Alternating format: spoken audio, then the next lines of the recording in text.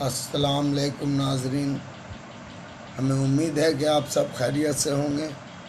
اب بارگاہ خداوندی میں ہماری دعا ہے کہ عبداللہ دین اسلام کی باتیں چینل دیکھنے والے، ویڈیو دیکھنے والے جہاں کہیں بھی ہوں، اللہ سب کو اپنے رحمت کے سائے میں جگہ دے۔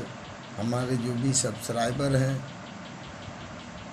سب کے لیے ہماری دعا ہے کہ اللہ سب کو ہر بلا اور مصیبت سے محفوظ رکھے، ہر کی دلی مراد کو پورا کرے۔ اور جو بھی لوگ ہماری ویڈیو کو پہلی بار دیکھ رہے ہیں ان سے گزارش ہے کہ وہ سبسکرائب کریں، لائک کریں اور شیئر کریں، ساتھ میں بیل آئیکن بھی دبائیں تاکہ جو بھی میں ویڈیو اپلوڈ کروں وہ آپ تک سب سے پہلے پہنچے۔ آج میں حضرت ابن عباس رضی اللہ تعالیٰ کا انصاری کے پاس جانا ذکر کر رہا ہوں، اسے آپ اس میں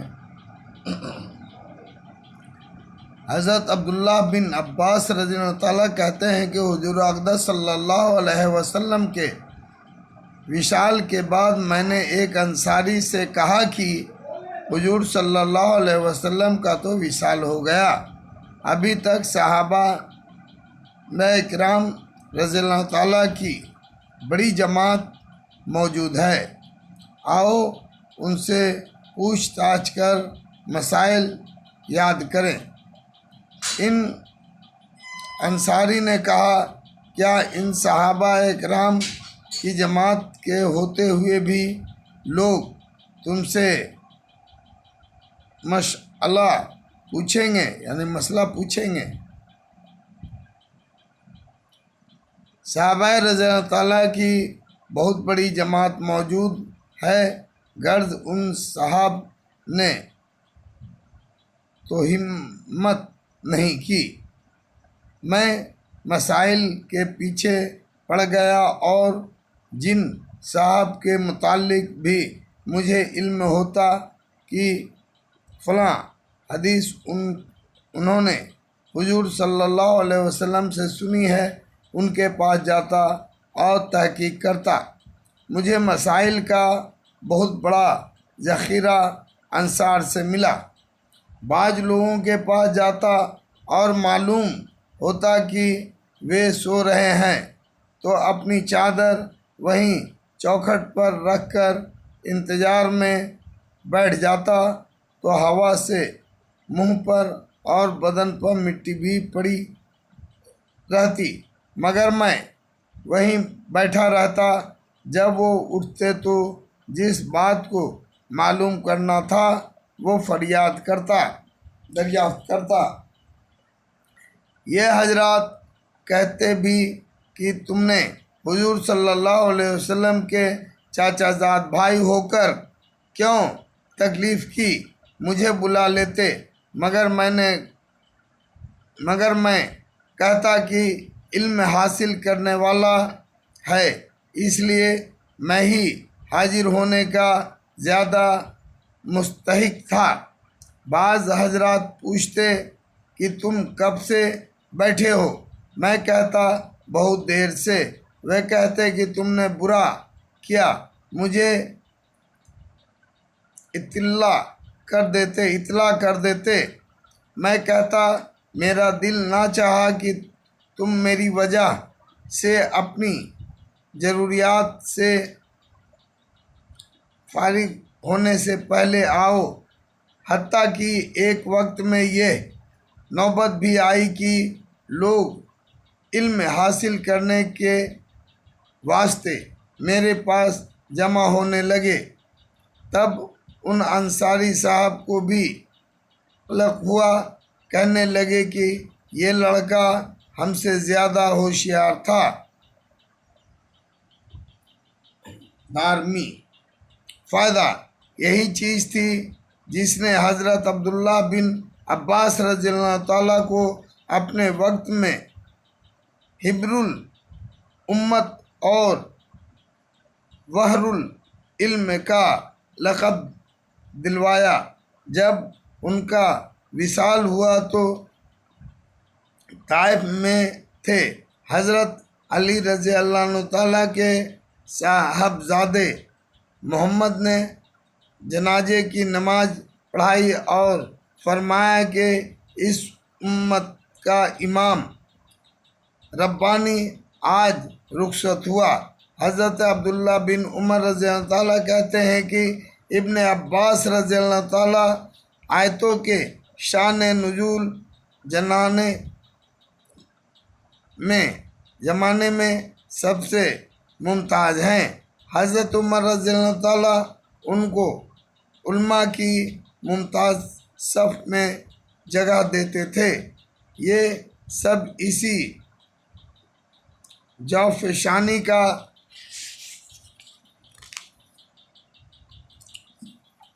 ثمرہ یعنی پھل تھا، ورنہ اگر وہ صاحبزادے کے جمع یعنی گھمنڈ میں رہتے تو یہ مرتبہ یعنی رتبے کیسے حاصل ہوتے؟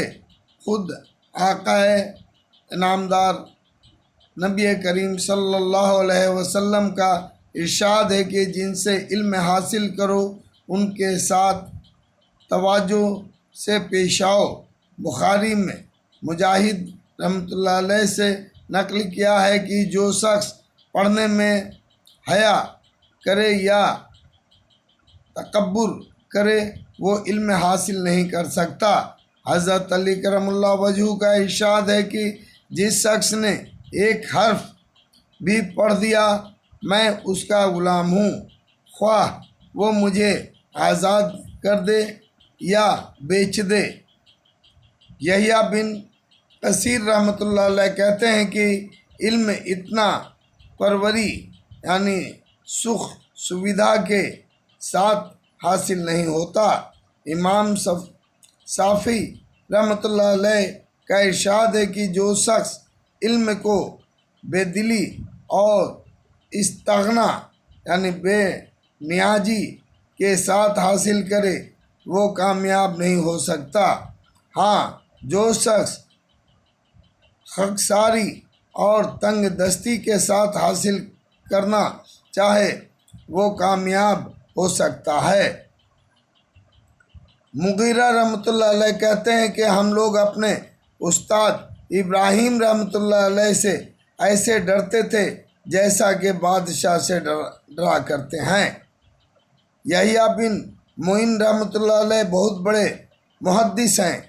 امام بخاری رحمۃ اللہ علیہ ان کے متعلق کہتے ہیں کہ محدثین کا جتنا احترام وہ کرتے تھے اتنا کسی دوسرے کو کرتے میں نے نہیں دیکھا۔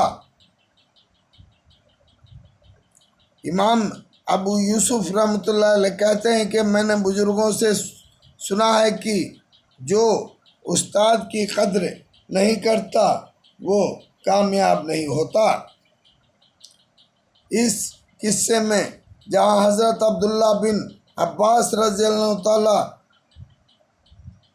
اساتذہ کے ساتھ توجہ اور انکساری معلوم ہوتی ہے، اس کے ساتھ ہی علم کا شرف اور اہتمام بھی معلوم ہوتا ہے کہ جس شخص کے پاس کسی حدیث کا ہونا معلوم ہوتا ہے فوراً جاتے اس کو حاصل فرماتے، خواہ اس میں کتنی ہی مشقت محنت اور تکلیف اٹھانی پڑتی، اور حق یہ ہے کہ وہ محنت اور مشقت کے علم تو درکنار معمولی سی چیز بھی حاصل نہیں ہوتی، اور یہ تو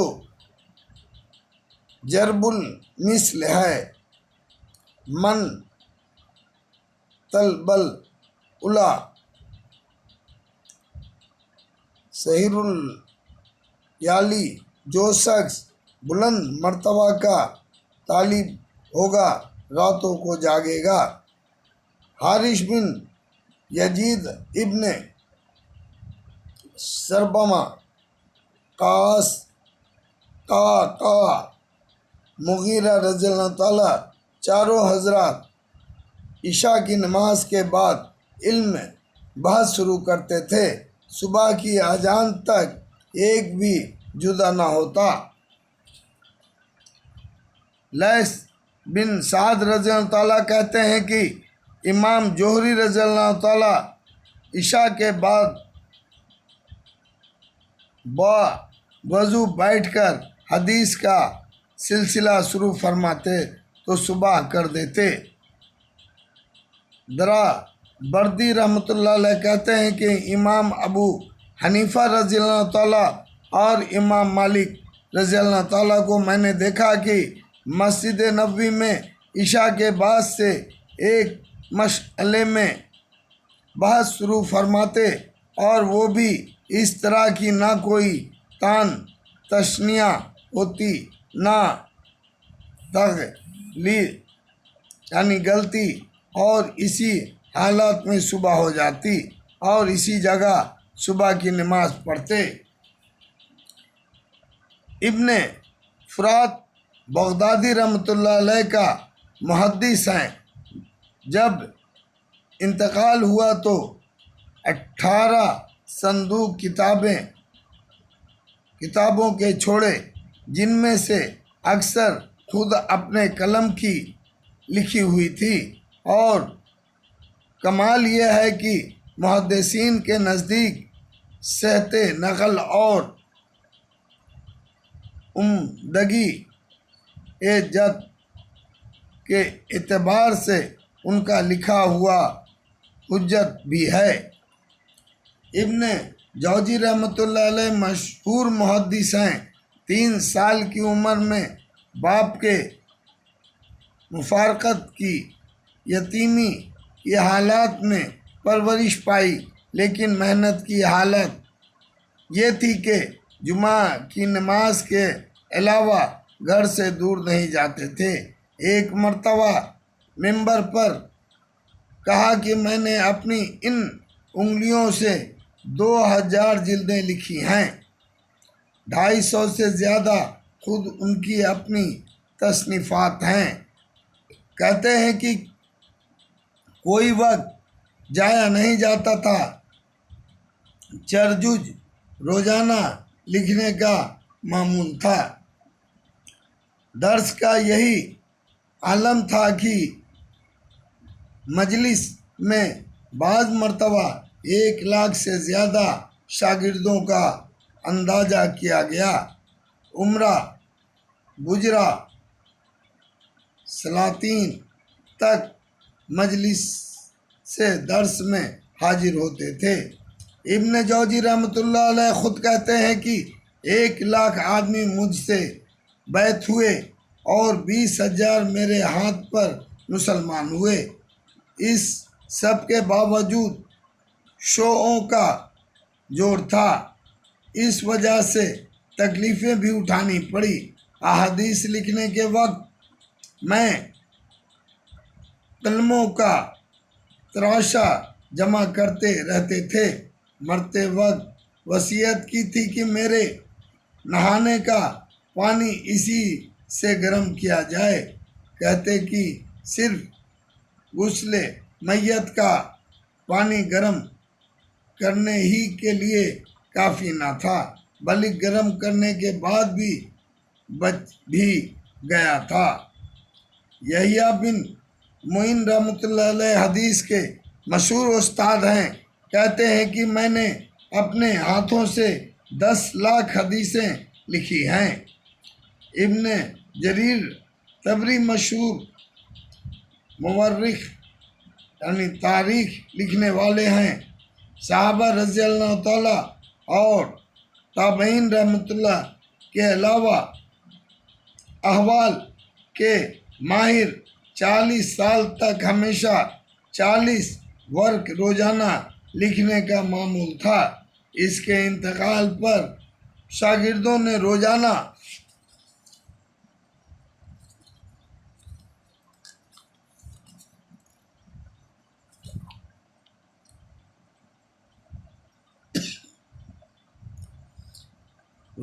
کی لکھائی کا حساب لگایا تو بلوغ کے بعد سے مرنے تک 14 ورق روزانہ کا اوسط نکلا۔ ان کی تاریخ مشہور ہے، عام طور سے ملتی ہے۔ جب اس کی تصنیف کا ارادہ ظاہر کیا تو لوگوں سے پوچھا کہ تمام عالم کی تاریخ سے تو تم لوگ بہت خوش ہوگے۔ لوگوں نے پوچھا کہ اندازاً کتنی بڑی ہوگی؟ کہنے لگے کہ تقریباً 30,000 ورگ پنہ پر آئے گی۔ لوگوں نے کہا کہ اس کے پورا کرنے سے پہلے عمر فنا ہو جائے گی۔ کہنے لگے کہ انا للہ، ہمتیں پست ہو گئی۔ اس کے بعد مختصر کیا اور تقریباً 3,000 ورگ پر لکھی۔ اسی طرح ان کی تفسیر کا بھی قصہ ہوا، وہ بھی مشہور ہیں اور عام طور سے ملتی ہیں۔ دار قطنی حدیث کے مشہور مصنف ہیں۔ حدیث حاصل کرنے کے لیے بغداد، بصرہ، کوفہ، واسط، مصر اور شام کا سفر کیا۔ ایک بار استاد کے مجلس میں بیٹھے تھے، استاد پڑھ رہے تھے اور یہ کوئی کتاب نقل کر رہے تھے۔ ایک ساتھی نے اعتراض کیا کہ تم دوسری طرف متوجہ ہو۔ کہنے لگے کہ میری اور تمہاری توجہ میں فرق ہے۔ بتاؤ استاد نے جب تک کتنی حدیثیں سنائی ہیں؟ پہلی یہ تو دوسری یہ تھی، اسی طرح ترتیب وار سب کی سب میں سند کے سنا دی۔ حافظ اسرم ایک محدث ہیں، احادیث کے یاد کرنے میں بڑے مشتاق تھے۔ ایک مرتبہ حج کو تشریف لے گئے۔ وہاں خراسان کے 2 بڑے استاد حدیث آئے ہوئے تھے اور حرم شریف میں دونوں علیحدہ درس دے رہے تھے۔ ہر ایک کے پاس پڑھنے والوں کا ایک بڑا مجمع موجود تھا۔ یہ دونوں کے درمیان میں بیٹھ گئے اور دونوں کی حدیثیں ایک ہی وقت میں لکھ ڈالی۔ عبداللہ بن مبارک رحمۃ اللہ علیہ مشہور محدث ہیں۔ حدیث حاصل کرنے میں ان کی محنتیں مشہور ہیں۔ خود کہتے ہیں کہ میں نے 4,000 استادوں سے حدیثیں حاصل کی ہیں۔ علی بن حسن رحمۃ اللہ علیہ کہتے ہیں کہ ایک رات سخت سردی تھی، میں اور ابن مبارک رحمۃ اللہ علیہ مسجد سے عشاء کے بعد نکلے۔ دروازے پر ایک حدیث میں گفتگو شروع ہو گئی۔ میں کچھ کہتا رہا، وہ بھی فرماتے رہے۔ وہیں کھڑے کھڑے صبح کی اذان ہو گئی۔ حمیدہ رحمۃ اللہ علیہ ایک مشہور محدث ہیں جنہوں نے بخاری اور مسلم کی احادیث کو ایک جگہ جمع کیا ہے۔ رات بھی لکھتے تھے اور گرمی کے موسم میں جب گرمی بہت ستاتی تو ایک لگن میں پانی بھر لیتے اور اس میں بیٹھ کر لکھتے۔ سب سے الگ رہتے تھے، شاعر بھی ہیں، ان کے شعر بھی ہیں۔